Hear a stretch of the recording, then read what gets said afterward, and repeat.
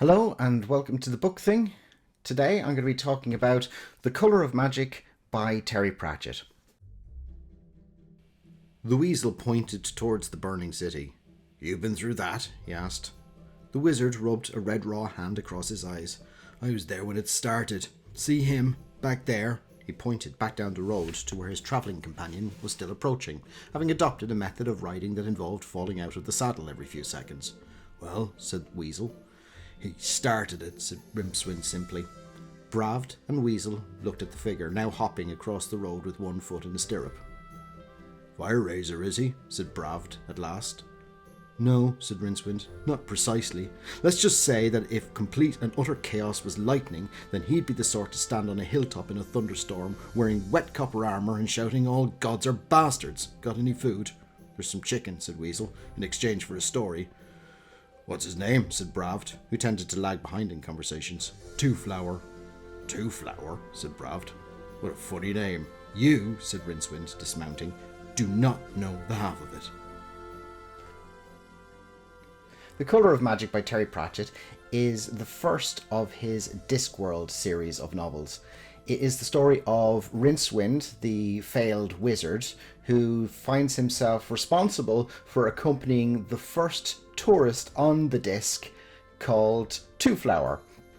Twoflower has come from the Agatean Empire, or as it's on the counterweight continent, and has decided he wants to see everything that the disc has to offer. He brings with him a little box, which is for taking pictures, which has a little demon inside, which paints the quick pictures really quickly. And he also has his luggage, which is a chest with hundreds of little legs underneath that follows Twoflower around wherever he goes. Rincewind, as I said, is a failed wizard. He has been kicked out of the Unseen University and he only knows one spell. And he finds himself being paid by Twoflower to accompany him around the disc. The Colour of Magic, rather than it being a single novel, is actually more like 4 short novellas together. It is 4 stories of Rincewind and Twoflower around the disc. The first one being the burning of the city of Ankh-Morpork, so it's the arrival of Twoflower in Ankh-Morpork up to the point where they leave and the city's on fire. That's not a spoiler, that's literally on the first page of the book. The second is the story of them visiting the temple of a Lovecraftian elder god called Bel-Shamharoth, where they meet the character of Harun the Barbarian. The third story is where they're taken prisoner in a place called the Wormburg, which is a place of such high magical density that it's a mountain that is upside down and that dragons can be imagined into real life. The fourth story is how they're captured on the edge of the disc by the country of Krull, which is a country that sits right on the edge of the Discworld and whose scientists want to send an expedition over the edge to look at Achun, the great world turtle, to try and figure out what sex Achun is.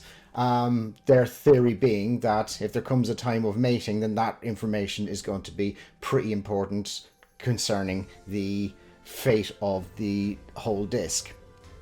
When reading The Colour of Magic as someone who has read a lot of Discworld stories, it's quite striking as to how much of the minutiae of detail that Terry Pratchett has actually imagined about the world. You get a whole series of facts about the world, such as, the fact that it's a turtle with 4 elephants on the back and then the disc on top of that, but then it actually goes into the level of detail as to what the names of the individual elephants are, and I don't think that's even ever mentioned in any of the other books. It talks about the seasons of the Discworld, the number of days in the week on the Discworld, the various different compass directions on the Discworld, so it's really intricately well thought out from a world building point of view. And incidentally, if you're wondering what the Colour of Magic is, it is Octavo. No, it's not. It's Octarine, which is the 8th colour of the rainbow, which can only be seen by wizards and has been described as greenish purple. Even though all of those details of the Discworld are really well thought out, some of the things you start to see haven't really been considered to the same degree.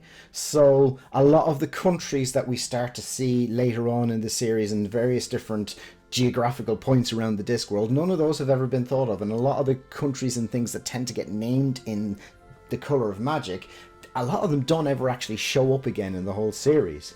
The really striking difference for me is how the character of Death is. For those of you who don't know, Death, the Grim Reaper, the Death of the Discworld, is in every single one of his books. Sometimes he's as a minor character, and sometimes the entire story is about him.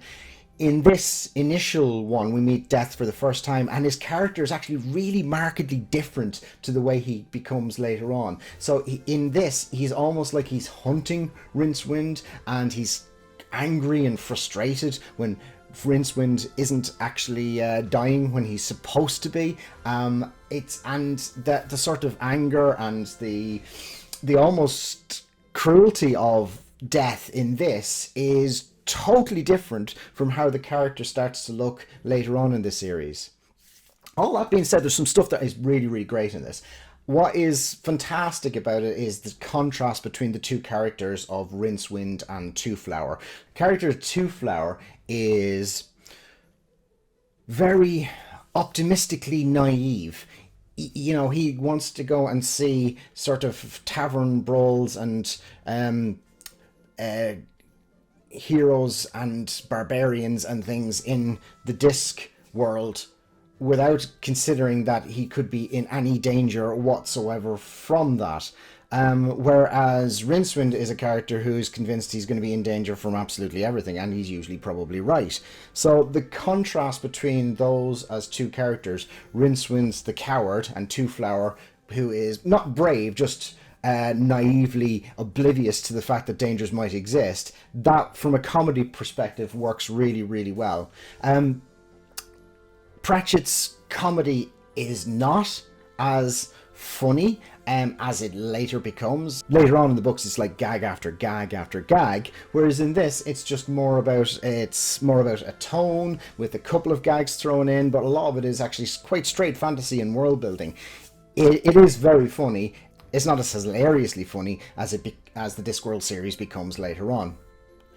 I probably wouldn't recommend this as a starting point for anyone who is new to the Discworld, which is weird considering it's the first book in the series. But Pratchett's writing gets better later on, the world gets a bit more realised later on, so, you know, starting at some of the later books in the series I find to be a bit more rewarding. I actually started at some of the later books in the series and then went back to The Colour of Magic once I'd kind of immersed myself in a little bit and I was kind of on board for the Discworld and anything that it had to offer.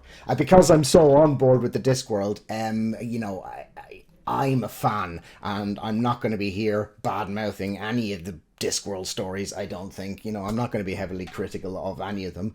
If I was to rate this out of 5, I'd give it a solid 3 out of 5, which is a recommendation. It's not the best by any stretch of the imagination. It certainly improves as a series as it develops. But it's worth a read, certainly if you're going to be a Discworld completist, and if you want to get into the character of Rincewind, this is the starting point for him as well. And quite frankly, even Pratchett, not at his best, is still a hell of a lot better than quite a lot of other writers. So I enjoyed going back and reading Colour of Magic for the first time in many years. It is worth a read. It's like most of the other Discworld stories, it's pretty short, so it's... you know, you'll get through it pretty quick and enjoy it.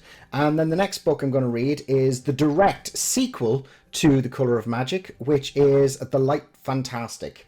Again, following on from the exploits of Rincewind and Twoflower. So I hope you enjoyed this. I'm looking forward to seeing you when I review The Light Fantastic.